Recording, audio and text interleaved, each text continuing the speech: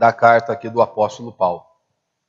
Você precisa se lembrar que Paulo ele escreve esta carta ao povo ali de Romanos, né, o povo que estava em Roma, e a carta de Paulo tem toda a carta, né, ela está ali justamente para trazer um ponto que é o ponto central da nossa fé, que é a justificação pela fé em Cristo Jesus.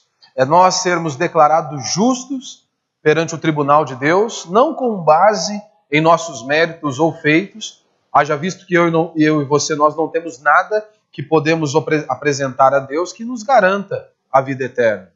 Então Paulo está dizendo que o único meio pelo qual nós possamos ser salvos é justamente pela obra de Cristo lá na cruz do Calvário.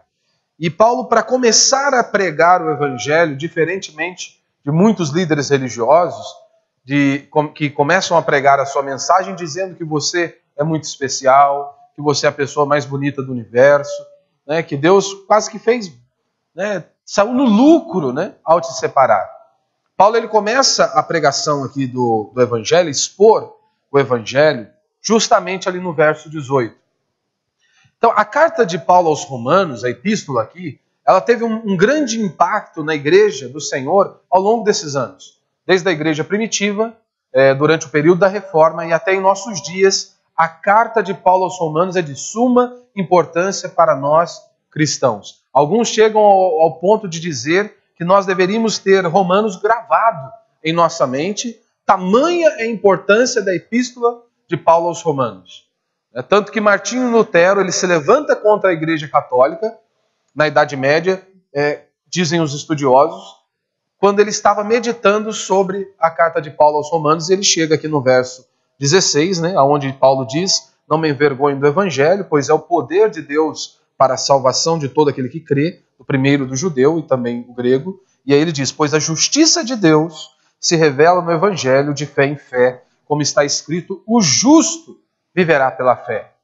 Então, quando Lutero ele chega aqui, o justo viverá pela fé, ou seja, ele não vai herdar a vida eterna porque ele está pagando indulgências, ou ele não vai herdar a vida eterna, trazendo para os nossos dias, porque ele faz boas obras, ou ele contribui financeiramente.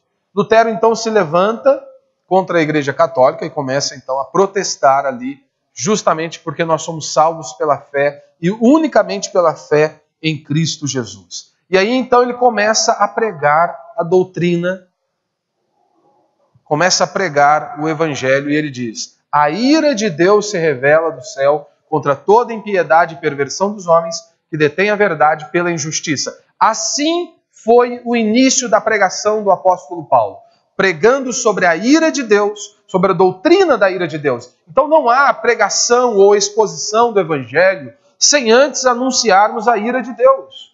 Não tem como alguém se render, se prostrar diante de Cristo, ouvindo que Ele é a pessoa mais especial deste mundo. Como muitos pregadores têm feito hoje. Ora, o cara está no adultério, ele está traindo a sua esposa, ele está traindo o compromisso que ele fez perante Deus, perante a igreja, perante as pessoas. E ele está em adultério. Mas ele ouve um pastor dizendo: Jesus te ama, você é a pessoa mais importante do universo, não importa o que você fez. Ele prega apenas uma parte. E então isso não vai produzir arrependimento. Porque aquele cara está no adultério, ele ouve dizer que Jesus o ama, que Jesus morreu por ele. Tamanha é a preciosidade daquela alma. E ele continua em seus pecados. Então o que esse pastor está fazendo é um desserviço para o reino de Deus. Ele está impedindo que pessoas se acheguem a Deus. Porque convenhamos, meu irmão, qual sentido faz a você ouvir que apenas Jesus te ama, que Jesus te perdoa? Se você não tiver convicção dos seus pecados. Ora, no início aqui eu falei sobre reclamação, sobre murmuração. Porque muitos reclamam, justamente porque ainda não têm convicção de seus pecados. Porque ainda não se enxergaram como pecadores depravados, malignos e corrompidos da planta dos pés ao alto da cabeça.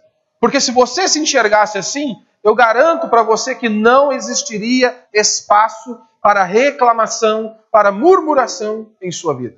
Então por isso nós precisamos ser confrontados pela palavra de Deus. Porque constantemente somos tentados a reclamar, a murmurar.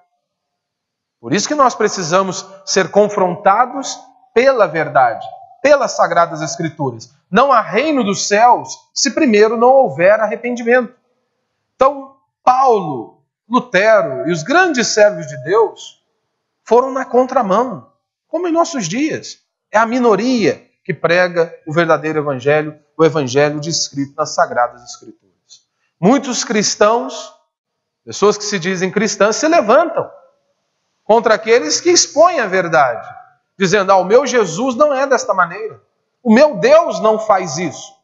Como nós ouvimos aí, esses dias um pastor ele chegou a dizer o seguinte, eu não consigo compreender a ideia, como muitos crentes dizem, de um Deus soberano, poderoso, sobre tudo e sobre todos, diante de uma sociedade como a nossa.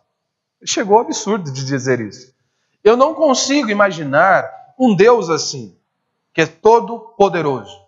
Porque se Deus fosse todo poderoso, não havia crianças morrendo, não havia avião caindo, não havia pessoas passando fome. Pode parecer lindo, mas não é bíblico o que ele disse. Pode parecer comovente o discurso dele, como de fato foi. Foi comovente para aqueles ímpios. Porque ele disse, para mim Deus é amor. Sim, Deus é amor. Mas isso não diz que não isenta a outra parte do discurso, que Deus é justo. Que Deus ele fica indignado, irado contra aquilo que é mal. Então, muitos têm apenas esta ideia. Eu não consigo conceber essa ideia. Não, você, um cristão genuíno, todos nós que lemos a Bíblia, nós não deveríamos ficar impactados, chocados com tanta desgraça, miséria e ruína em nosso mundo. Você não deveria ficar chocado quando crianças morrem. Você não deveria ficar assustado quando aviões caem. Você não deveria ficar assustado diante das mazelas humanas. Tudo isso está descrito nas Escrituras. E isso não tem nada a ver com Deus. É conosco, é por conta do nosso pecado. Um cristão genuíno, um pastor genuíno, ele sabe que a miséria, o sofrimento, a desgraça e a ruína que o homem enfrenta é justamente porque um dia ele quis dizer, e se posicionou contra o seu Deus, ele quis viver por conta própria. Por isso ele colhe o fruto dos seus pecados. Por isso é desgraça, miséria e ruína. Então nós, cristãos genuínos, nós sabemos. Há sofrimento, desgraça e miséria, porque um homem um dia se levantou contra o seu Criador. E ele decidiu andar por conta própria. Nós vemos isso em Lamentações, como eu citei aqui no início. Nós vemos na Arca de Noé. É que aqui na Bíblia não tem áudio e vídeo. Então nós não conseguimos ouvir os gritos das crianças, ou dos homens, ou das mulheres. Mas todos morreram, com exceção daqueles que estavam na arca. Você não fica assustado ao ler uma declaração como essa? Que todos morreram, só os que estavam na arca foram salvos? Todos foram extirpados da humanidade. E não foi Satanás quem fez isso, foi Deus. Após muitas e muitas oportunidades de ouvirem a pregação do Evangelho, eles continuaram com o coração impenitente. E o juízo de Deus veio sobre aquela nação. Então é inadmissível que um pastor ou um cristão diga que ele não sabe por que tanto sofrimento, por que tanta dor e tanta miséria. Quando alguém vem me confrontar acerca de sofrimentos e miséria, a primeira coisa que eu falo é, você já leu a minha Bíblia? Esse livro jorra sangue. Esse livro jorra sangue. Então esses argumentos caem por terra. Então Paulo ele está pregando a mensagem do Evangelho, confrontando. Então não há mensagem do Evangelho, não há reino dos céus, se primeiro não houver arrependimento. Tanto que Paulo vai fazer isso do capítulo 1 até a metade do capítulo 3, pregando que o homem é podre e depravado. Como nós podemos perceber de forma bem clara no verso 23, ele diz, porque todos pecaram e destituídos estão da glória de Deus. Todos são pecadores, todos são depravados. Ninguém pode ser justificado diante de Deus por conta dos seus próprios méritos. E aí então, da metade do capítulo 3 até o capítulo 5, Paulo então vai mostrar agora a justificação pela fé. E Paulo vai nos dar o exemplo que tanto o apóstolo Paulo como Abraão e Davi, eles foram salvos por aquilo que eles creram em Deus. Eles foram salvos justamente pela fé em Deus. Porque os judeus diziam que Abraão havia sido salvo porque ele guardou a lei de Deus em seu coração, lei esta que vem 430 anos depois mas o judeu dizia que Deus havia revelado no coração de Abraão a sua lei. Por isso Abraão foi salvo pelas obras. Paulo então volta para Gênesis e cita Gênesis para os judeus, aonde diz que Abraão creu em Deus e isso lhe foi imputado como justiça. Ou seja, Abraão foi salvo porque ele creu em Deus, ele confiou em Deus. E ele dá também o exemplo de Davi, que eram dois grandes nomes conhecidos entre os judeus e durante todo o Antigo Testamento, para mostrar e provar a sua tese. Todos nós, sejam os nossos irmãos do passado, do Antigo Testamento, nós da Nova Aliança, hoje nós cristãos somos salvos pela fé. A diferença de nossos irmãos do passado é que eles olhavam para o Messias que viria, para um cordeiro que viria.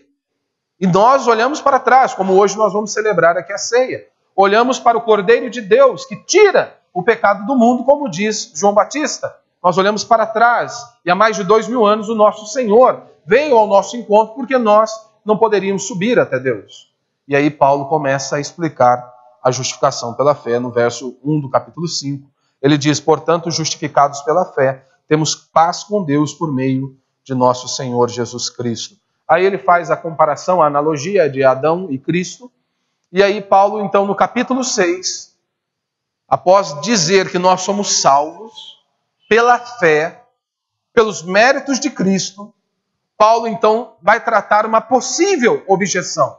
Já que nós somos salvos pela fé, por aquilo que Cristo fez, então nós podemos viver de qualquer maneira. Já que não depende de mim, então podemos viver mergulhados em nossos pecados. E aí no verso 1 do capítulo 6, Paulo diz, que diremos então?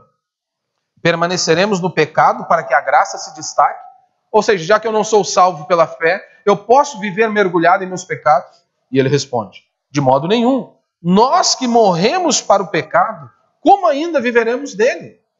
Ou seja, eu fui morto, eu morri para o pecado. Eu sou agora de Deus, eu pertenço a Deus, eu sou servo de Deus. E então no versículo 6 do capítulo 6, Paulo diz, pois sabemos isto, a nossa velha natureza humana foi crucificada com ele, para que o corpo sujeito ao pecado fosse destruído, a fim de não servirmos mais ao pecado. Então é isso que Paulo está anunciando. Nós não somos escravos do pecado. Nós podemos e devemos andar em novidade de vida, justamente porque o Espírito de Deus habita dentro de nós. Esta é a tese do apóstolo Paulo no capítulo 6, reafirmando isso. Vocês morreram para o pecado. E aí, no capítulo 7, Paulo ele vai descrever um homem que muitas vezes é o que causa uma grande interpretação errada no meio evangélico. E muitas pessoas pegam o capítulo 7 de Romanos justamente para alegar as suas atitudes, né, como um aval para as suas atitudes, para continuarem em seus pecados e não mudarem de vida. Porque eles dizem, ora, se até o apóstolo Paulo,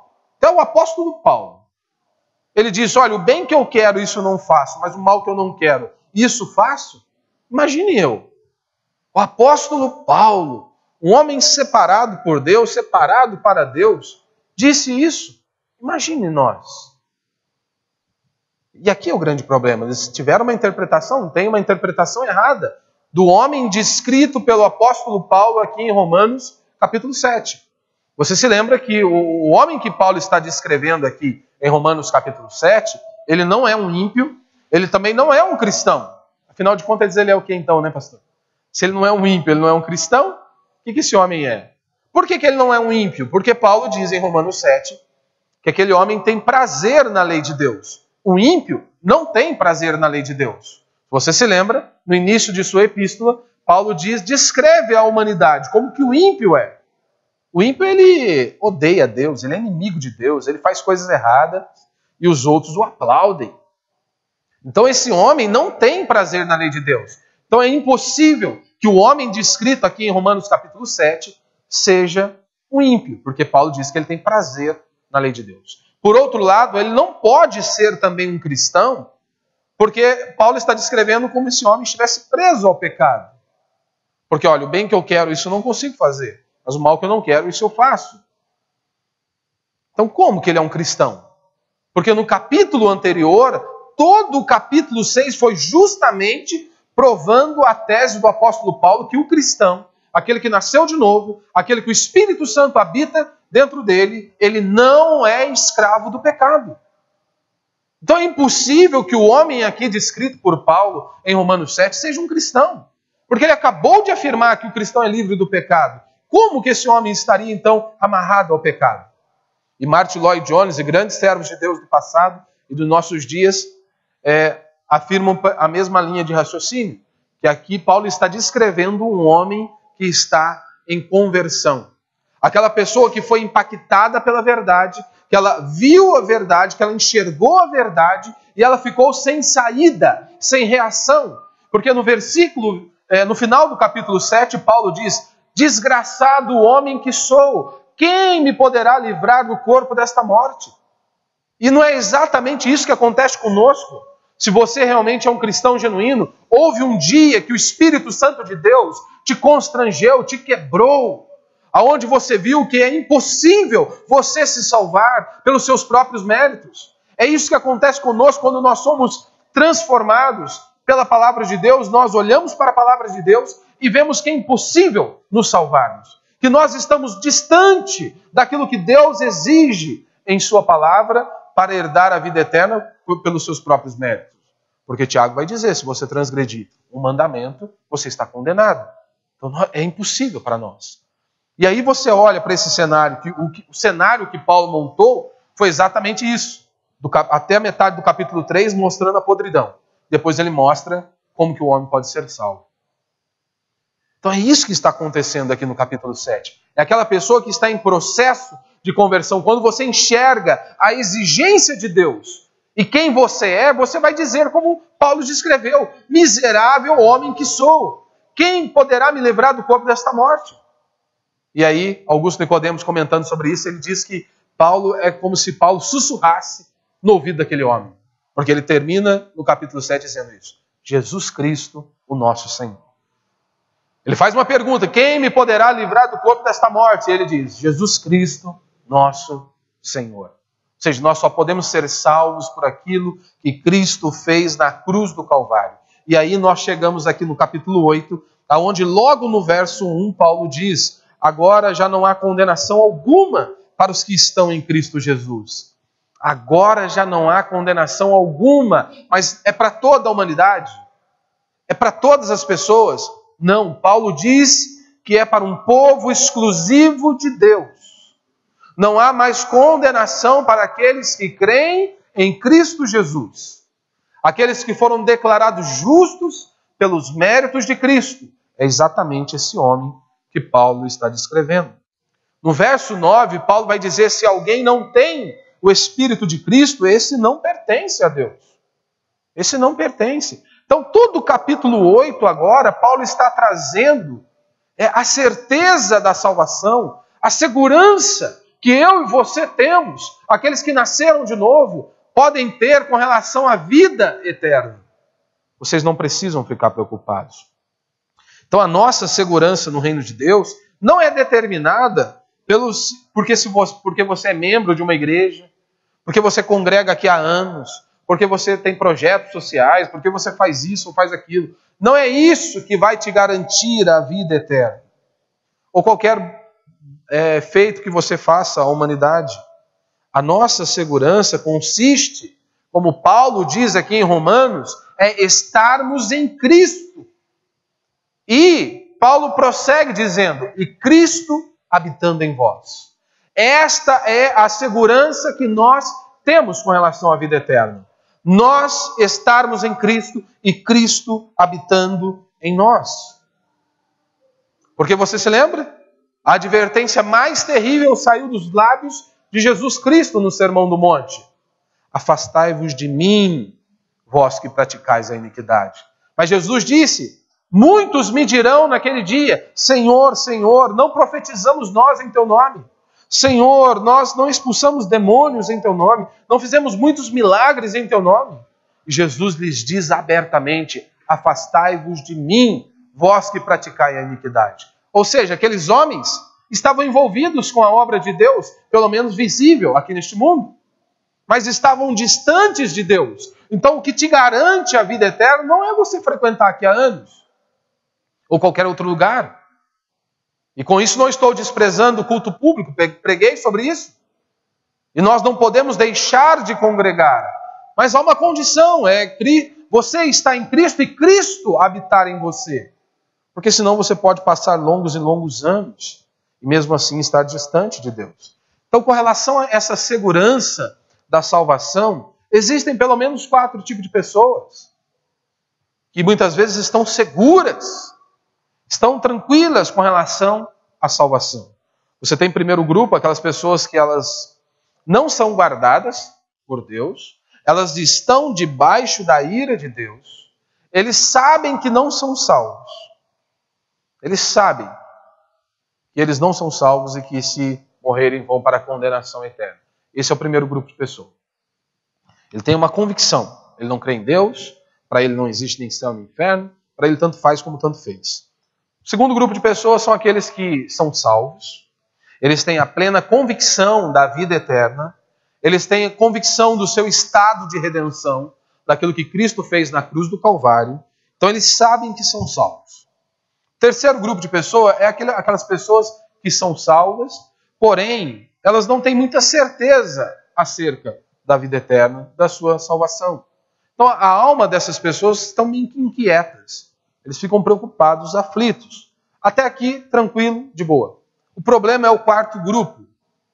São aquelas pessoas que elas não são salvas, mas elas têm certeza de sua salvação. Você pode ser uma delas. Você pode ser uma delas. Elas não são salvas, mas possuem convicção da vida eterna. Elas têm certeza da salvação. Salvação esta que elas não possuem, mas elas estão ali, convictas de que herdarão a vida eterna. Ou seja, é uma falsa segurança. Por que essas pessoas têm essa falsa segurança? Pelo menos por 2 motivos. O mais comum é uma falsa compreensão do que é necessário para a salvação. Aquelas pessoas que não entendem o que é exigido para que possamos herdar a vida eterna, podem achar que pode se salvar, que é o que acontece com a humanidade, não é? Eu sou uma boa pessoa, eu não mato, eu não roubo, eu não sou como uma prostituta, eu não sou como traficante, então eu sou uma boa pessoa. Outros chegam a dizer, não, mas todo mundo vai ser salvo no final das contas, porque Deus é bom. Você se lembra que nem todos são filhos de Deus, todos foram criados por Deus. João vai dizer no seu evangelho, iniciando o seu evangelho, dizendo, todos quanto receberam, deu-lhes o poder de serem chamados filhos de Deus, serem feitos filhos de Deus. Aqueles que se arrependeram de seus pecados, aqueles que confessaram os seus pecados e aqueles que creem em Cristo, esses são os filhos de Deus. E é esses que Paulo está dizendo, para eles não há mais condenação alguma. Então essa é a falsa premissa que todo mundo que morre vai para o céu, que é a ideia de muitos hoje. E a segunda razão, porque eles acham que estão salvos, é justamente pela avaliação que eles têm de si mesmo. Se comparando com o próximo, se comparando com a mulher. Mas lembre-se, se você quer se comparar com alguém, se compare com Cristo, que esse é o padrão sobre o quesito salvação. Então é aí que nós chegamos, e agora nós vamos aqui para o verso 12, que Paulo vai dizer o seguinte, né? Portanto, irmãos, somos devedores, não à carne, para vivermos segundo a carne. Porque se viverdes segundo a carne, morrereis. Mas se pelo Espírito mortificardes as práticas do corpo, vivereis. Pois todos os que são guiados pelo Espírito de Deus são filhos de Deus. E aqui um ponto, eu vou falar na verdade hoje sobre o verso 12 e o verso 13. Mas vamos ler aí até o verso 17. Aqui no verso 14, se você percebeu, tem um ponto muito interessante. Pois todos os que são guiados pelo Espírito de Deus são filhos de Deus. Aqui já cai por terra a ideia que nós temos em nosso país, que é fruto lá do exterior, principalmente de Benihim, que é de como se nós conseguíssemos manipular o Espírito de Deus. Ou seja, nós guiamos o Espírito de Deus. Qual sentido? O cara tira o blazer dele, o paletó dele, e sai jogando o blazer, e ali ele diz que ele está ministrando o Espírito de Deus sobre aquelas pessoas. Aí você olha, ele passa o casaco, cai todo mundo.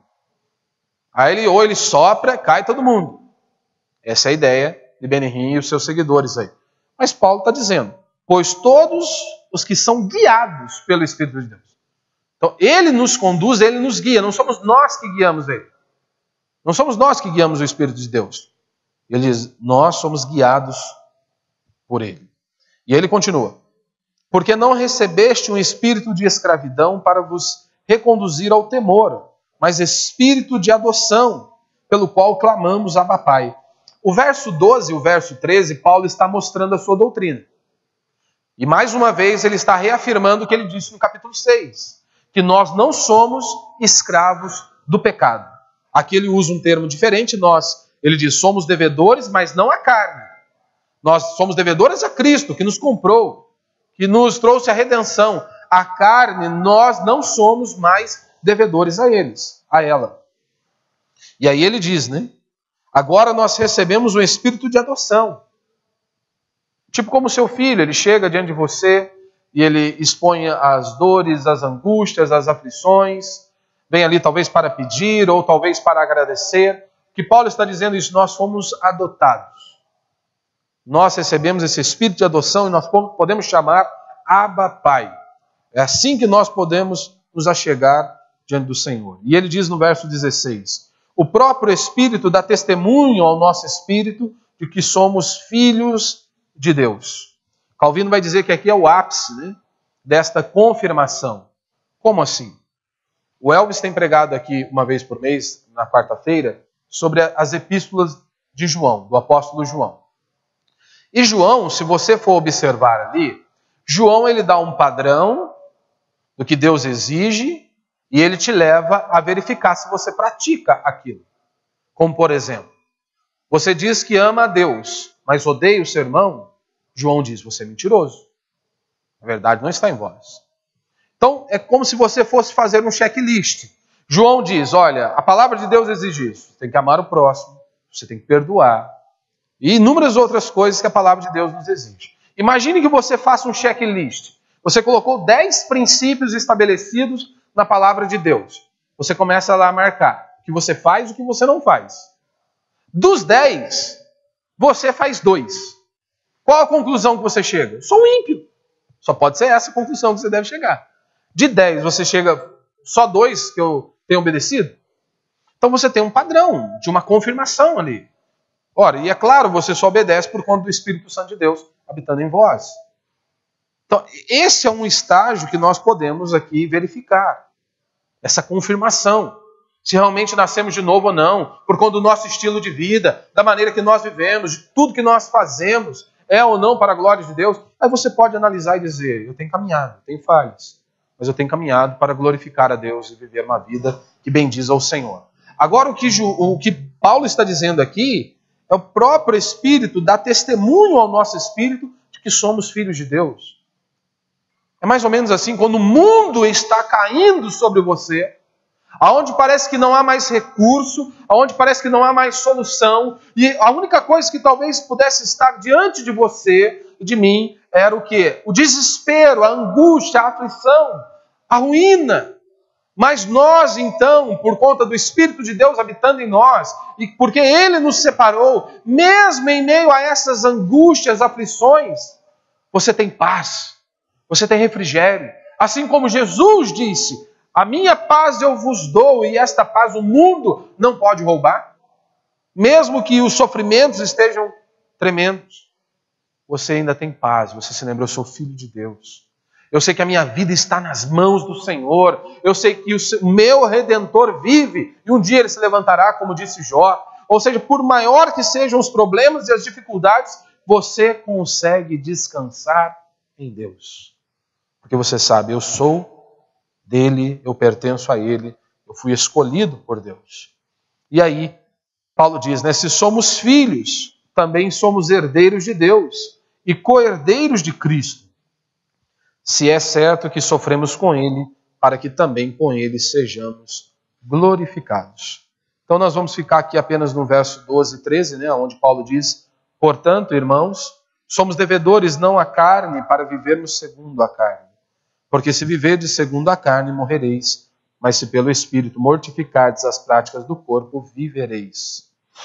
Então, do verso 2 ao verso 4 aqui do capítulo 8, do verso 2 ao verso 4, Paulo ele mostra como que o Espírito de Deus aplica a obra de Cristo, aquilo que Cristo fez na cruz do Calvário, na vida dos eleitos, daqueles que têm fé em Cristo Jesus. Do verso 2 ao verso 4 é exatamente isso que Paulo está dizendo. Paulo ele vai falar no verso 4 acerca do preceito da lei, da exigência da lei. E ele diz que essa exigência foi cumprida em nós na pessoa de Cristo. Você se lembra lá na cruz de nosso Senhor, a ira de Deus foi descarregada sobre ele. Por quê? Essa era a exigência de Deus. Alguém perfeito, sem pecado, deveria pagar pelo pecador. E foi exatamente isso que acontece, como Paulo descreve em Romanos capítulo 1. No verso 16, ele diz que no Evangelho, verso 16 e 17, ele vai citar isso. No Evangelho se revela a justiça de Deus. Do verso 5 ao verso 8, Paulo ele vai fazer uma ilustração, vai mostrar um caminho para nós. Que aqueles que têm o Espírito de Deus, o Espírito nos inclina para as coisas de Deus, pensarmos nas coisas de Deus. O espiritual, ele pensa nas coisas do céu. Mas aqueles que estão debaixo de condenação, eles só pensam nas coisas da carne. E aqui nos dá um padrão. Você, por exemplo, todo o seu dia, você pensa nas coisas de Deus? Seja sincero aí com você mesmo. Ou em 24 horas, quantos minutos? Ou, vamos ficar nos minutos, não vamos nem falar em segundos, Quanto tempo você pensa nas coisas de Deus? Nas coisas espirituais? No seu dia, pare e pensa. Porque alguém espiritual, ele vai pensar nas coisas espirituais. Ele vai pensar em orar, ele vai pensar em adorar a Deus, ele vai pensar em ler a palavra de Deus, se alimentar da palavra de Deus. É um princípio que Paulo está estabelecendo aqui. Você faz isso? Você faz? Paulo está nos dando um padrão. Do verso 9 ao verso 11, Paulo vai dizer que Deus ele nos deu o seu Espírito, que ele habita em nós, que esse Espírito transmite vida, não somente aqui, no sentido de relacionamento com Deus, mas também na eternidade. Ou seja, Cristo habitando em nós, que foi a minha última mensagem, dizendo que nós somos habitados e guiados pelo Espírito de Deus. E esta é a condição. Você precisa estar em Cristo, Cristo estar em vós. Agora, do 12 ao 17, o raciocínio continua o mesmo. Paulo está focado em nos assegurar a libertação do pecado. Porque no verso 1 ele diz, não há condenação para aqueles que estão em Cristo Jesus. Então todo o trabalho de Paulo aqui no capítulo 8 é justamente trazer segurança para um cristão. Vocês não estão debaixo de condenação, vocês não são escravos do pecado, vocês podem viver uma vida que glorifica a Deus. Eu sei que talvez você possa pensar, pastor, mas mais uma vez vamos falar que somos livres do pecado? Você já não pregou isso em Romanos capítulo 6? Você já não pregou isso em Romanos capítulo 7?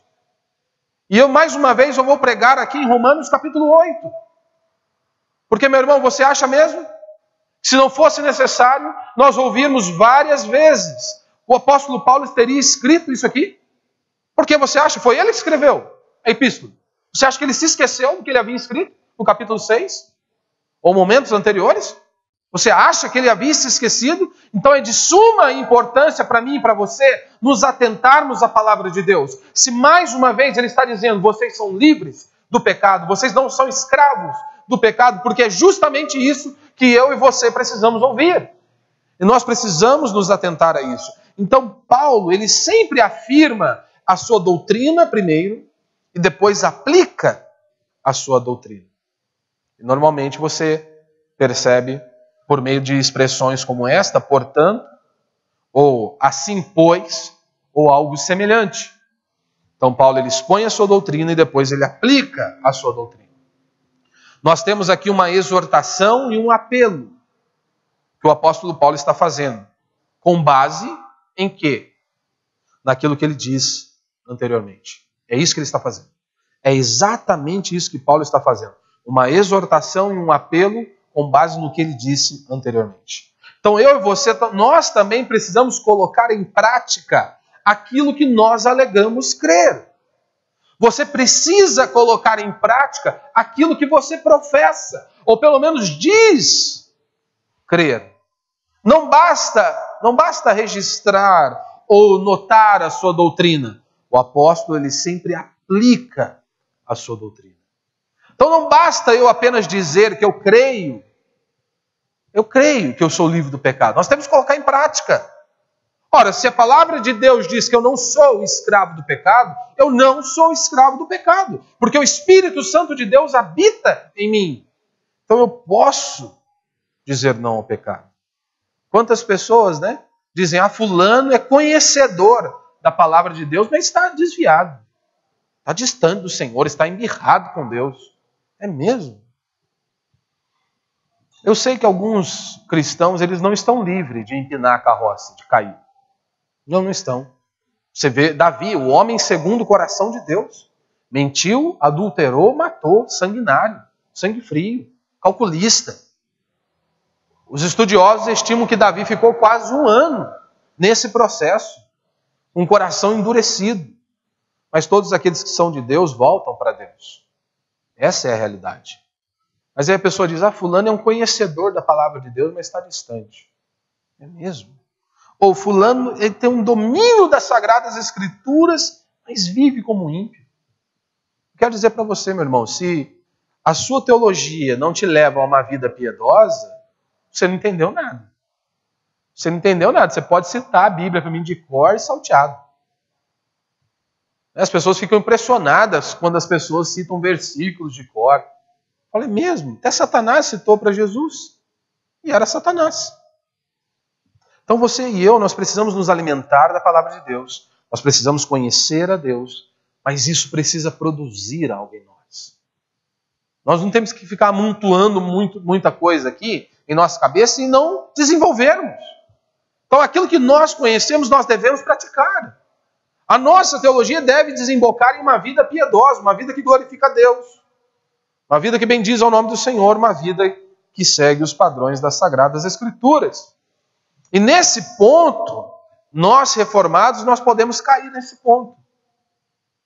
De obtermos um conhecimento, de termos um conhecimento da palavra de Deus, mas aquilo é apenas intelectual.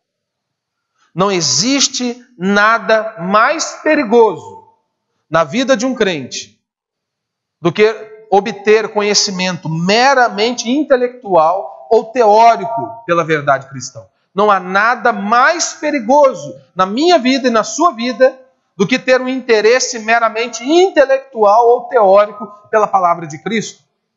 Quantas pessoas, reformados, você pode ser um deles, que se perguntar o contexto de um capítulo ou o contexto de uma epístola, seja imediato ou geral, o camarada sabe citar exatamente o que está tratando ali. Ele sabe citar princípios sobre oração, mas ele não ora. Ele sabe citar inúmeros princípios. Ele sabe se situar no texto, mas está longe de Deus. Você precisa se lembrar que este livro é a palavra de Deus. Ou seja, é alimento para nossas vidas. Como disse Martin Lloyd Jones, nós não deveríamos nos aproximar deste livro sem buscar o auxílio do Espírito Santo de Deus, sem nos dobrarmos diante dele e clamarmos para que o Senhor ilumine os nossos olhos e traga luz sobre o nosso coração. Porque não é apenas algo intelectual, não é algo apenas teórico. Você precisa olhar para este livro aqui como palavra de Deus, como alimento para mim e para você, para a nossa família.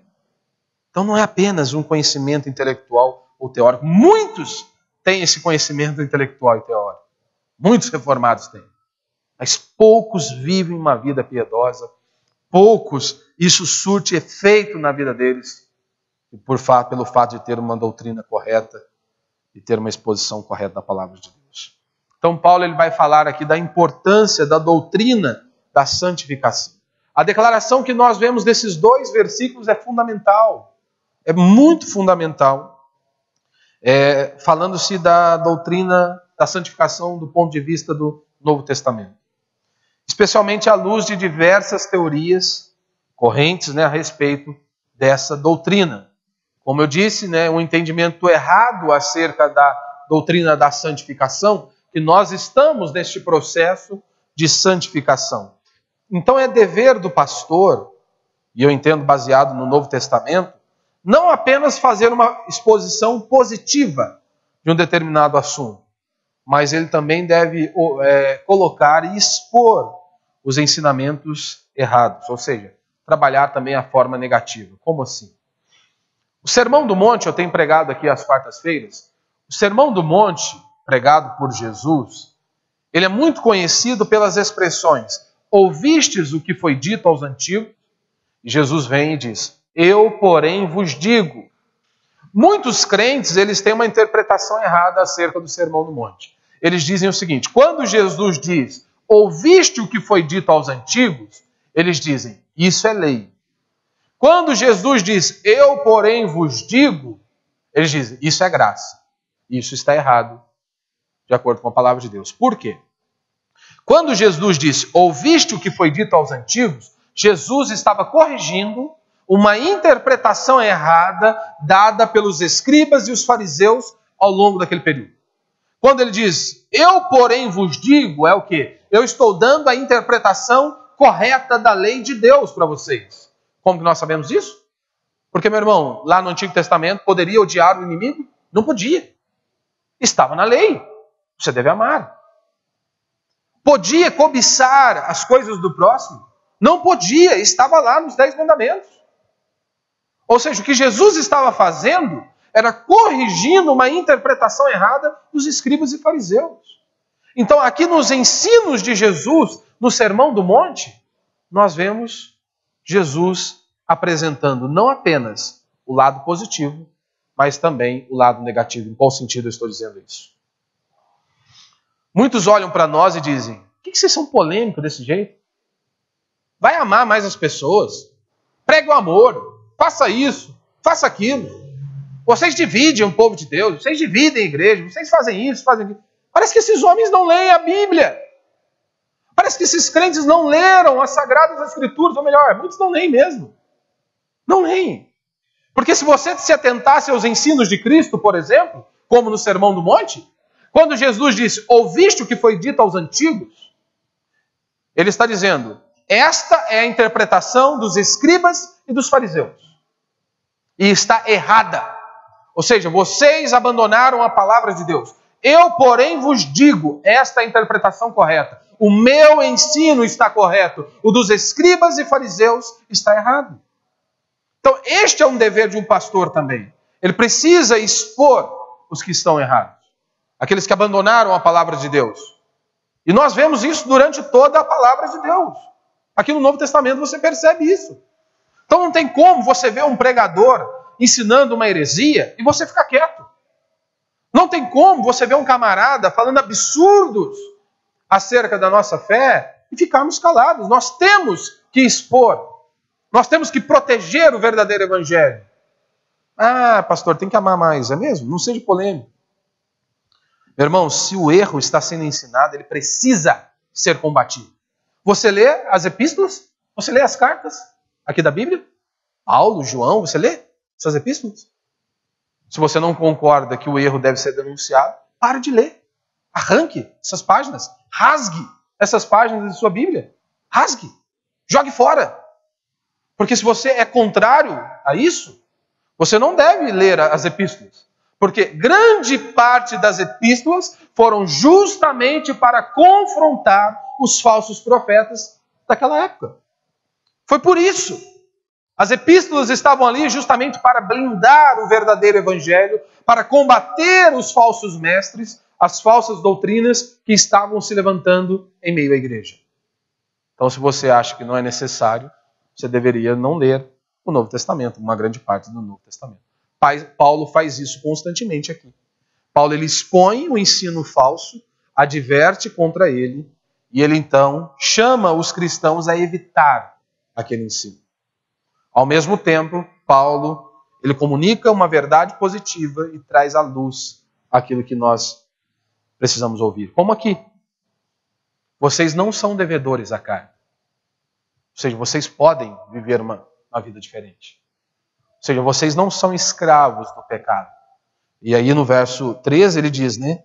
Mas vocês precisam, pelo Espírito, mortificardes as práticas do corpo. Mortificardes, ou seja, o que Paulo está dizendo é, vocês não são escravos do pecado.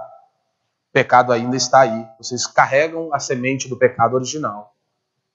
Mas vocês precisam lutar contra isso. O que nós aprendemos aqui? Paulo está combatendo aqui, está nos ensinando que não existe o perfeccionismo. E também Paulo está trabalhando a contraposição ao perfeccionismo. De dizer, agora nós podemos descansar, deixa a vida me levar, eu não preciso fazer nada. Então o que nós cremos é de vital importância.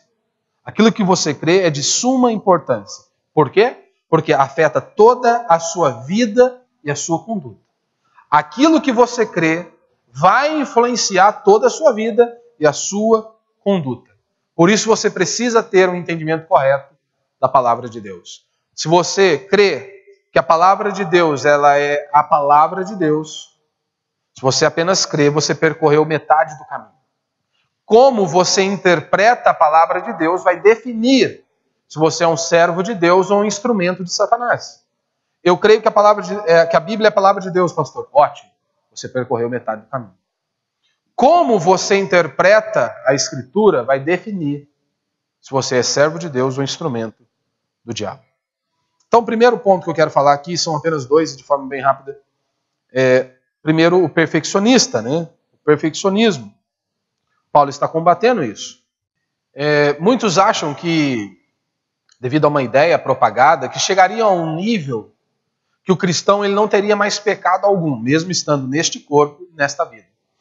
Que ele começaria a buscar tanto a Deus que o pecado seria extirpado de sua vida, seria arrancado de sua vida pelo fato dele estar ali em comunhão com Deus. Paulo está combatendo isso aqui. Nós não vemos isso na palavra de Deus. Tanto que João vai dizer em sua epístola, diz o seguinte, se vocês disserem que não tem pecado, no singular, vocês estão mentindo, vocês são mentirosos. Porque pecado no singular, ou seja, a natureza pecaminosa que nós herdamos de Adão. Todos nós herdamos essa natureza pecaminosa de Adão. Então faz parte de nós. Mas nós teremos que lutar contra essa natureza, como diz o autor de Hebreus em capítulo 12. Na luta contra o pecado não tendes resistido até o sangue. Então enquanto nós estivermos neste corpo e aqui neste mundo, nós temos que lutar contra o pecado. Então essa ideia de que vai chegar um momento em sua vida, com esse corpo e aqui nesta terra, que você não mais terá pecado, isso é uma ilusão. Isso não é um ensino bíblico. E muitos adeptos a este ensino, eles vão dizer o seguinte, que isso ocorre quando nós somos batizados pelo Espírito Santo de Deus. Ou seja, a primeira pessoa se converte, aí ela precisa buscar o Espírito Santo, e um dia ela vai ser batizada com o Espírito Santo, e vai chegar a um ponto que ela não vai possuir mais pecado. Isso é um grande problema. Paulo ele nos exorta em Efésios 5,18, dizendo, não vos embriagueis com vinho no qual há dissolução, mas enchei-vos do Espírito Santo. E aí ele começa a dar uma lista de como nós somos cheios do Espírito. Se você fica indignado quando a pessoa se embriaga, né, ou bebe, você fica, a pessoa pecou. Você deveria ter a mesma indignação quando você não ora, quando você não lê a Bíblia, quando você não busca a Deus. Porque Paulo está dizendo, não vos embriagueis com vinho no qual há dissolução, mas enchei-vos do Espírito Santo. É uma ordem. Então nós temos que buscar essa plenitude do Espírito Santo. Nós temos que buscar isso diariamente. O grande problema é afirmar isso. Primeiro você se converte, depois você recebe o Espírito Santo. E aí vai chegar um nível que você não terá mais pecado. Qual que é o problema aqui? Eu não tenho nenhum problema da pessoa se encher do Espírito Santo, ser cheia do Espírito Santo. E a cada dia mais ser cheia do Espírito Santo. Não temos problema quanto a isso. O problema é a pessoa afirmar que ela pode se converter ou se achegar a Deus sem o Espírito Santo agir sobre ela. Paulo diz aqui no verso 9 do capítulo 8, se alguém não tem o Espírito de Cristo, ele não pertence a Cristo. Então é impossível afirmar isso. Então nós cremos que no momento que nós fomos impactados pela verdade, onde houve uma obra de regeneração, onde os nossos olhos foram abertos, o Espírito Santo nos quebrantou, ali então o Espírito Santo, nós somos selados com o Espírito de Deus, na conversão. E aí, posteriormente, nós buscamos sim essa plenitude do Espírito Santo. O grande problema é a pessoa afirmar isso. Não, primeiro ela se converte e depois ela tem o Espírito Santo. Ela recebe o Espírito Santo. O que ela está dizendo, mesmo que ela não tenha noção do que ela está falando, é que alguém pode se chegar a Deus sem ter o Espírito Santo ou pela própria força. Paulo está pregando. Diz o texto que o Espírito Santo abria o coração de Lídia para ouvir a mensagem. Essa é a grande verdade. Nós precisamos dessa intervenção divina. E como que essas pessoas elas chegam a esse ponto, né, de dizer que chegará a um estágio onde não haverá mais pecado? Nós não possuiremos mais pecado. Justamente por uma interpretação errada de Romanos capítulo 7, já que o próprio apóstolo Paulo vivia nesta maneira. Eles dizem que ali em Romanos 7 é um crente derrotado. E aí eles vêm aqui para o versículo 2 do capítulo 8, que diz, né, porque a lei do Espírito da vida em Cristo Jesus te livrou da lei do pecado e da morte.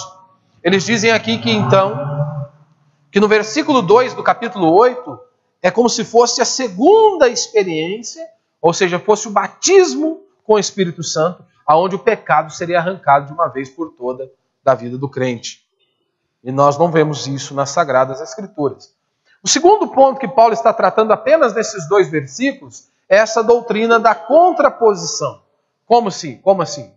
Se de um lado você tem aquele que diz que chegará a um ponto onde ele não vai possuir mais pecado algum, você tem aqueles que se opõem a isso e diz, não. Ele rejeita essa teoria do perfeccionismo.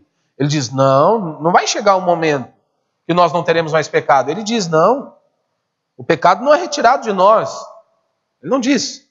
Não, nós temos que aprender o jeito certo de buscar a Deus. É isso que eles dizem. Nós temos que aprender o jeito certo de confiarmos em Cristo, de permanecermos nele, e então Ele obterá a vitória. E tudo o que eu e você temos que fazer é apenas receber a vitória.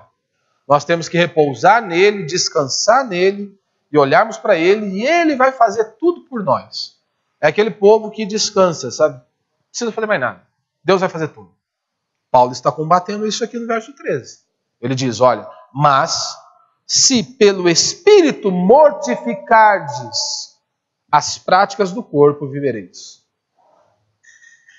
Há uma luta, como diz o autor de Hebreus, há uma luta constante contra o pecado. De onde essas pessoas que são contra a posição, contra o perfeccionismo, tiraram base para isso? Também de Romanos 7.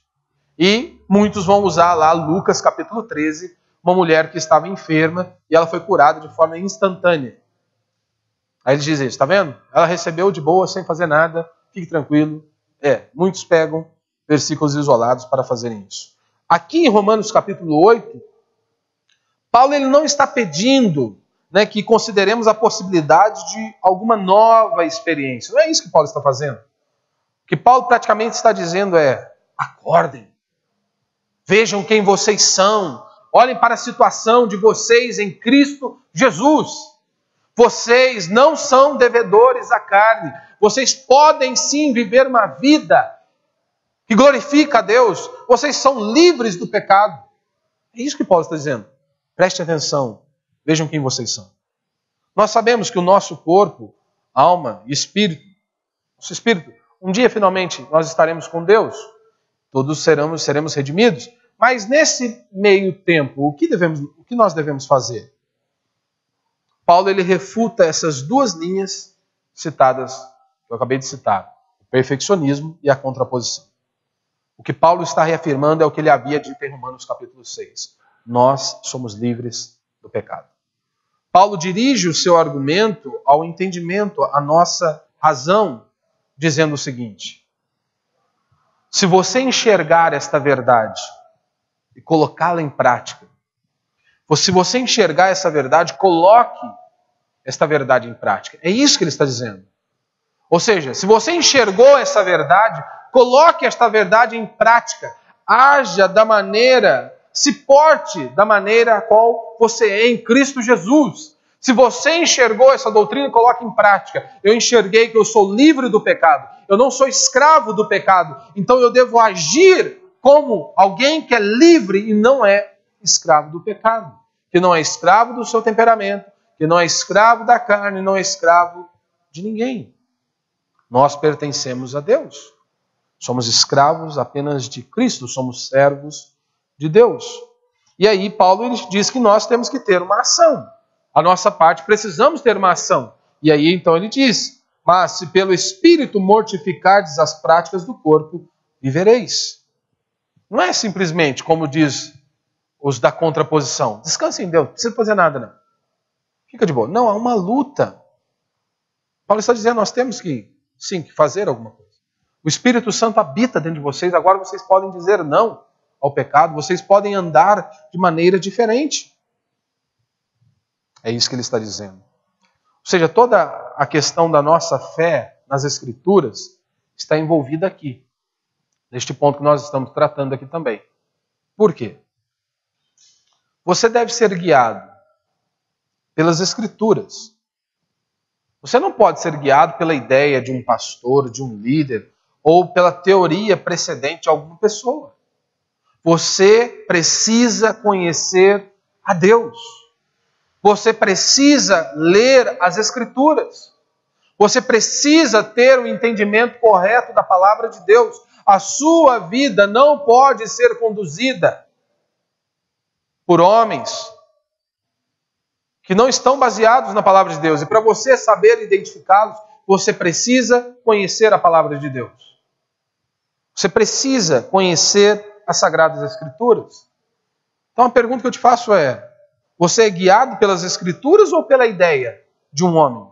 Ou pela teoria procedente de alguma pessoa?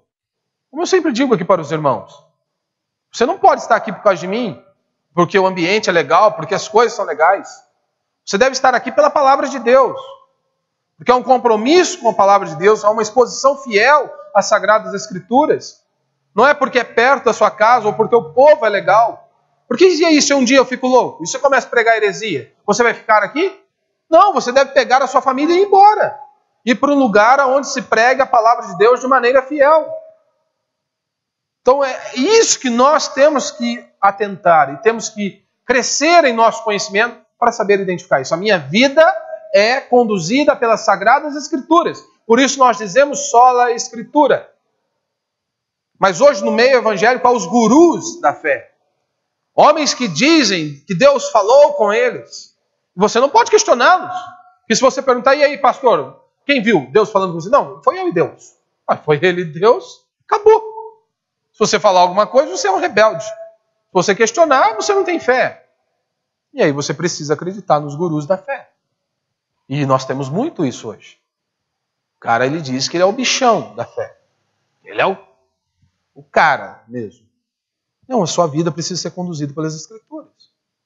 Então, quando você é confrontado por algo, o que prevalece não é a sua experiência. O que prevalece não é aquilo que você acha, mas é o que a Escritura diz. Ponto final. E o que a Escritura diz acerca do Filho de Deus é que você é livre do pecado e ponto final. Acabou.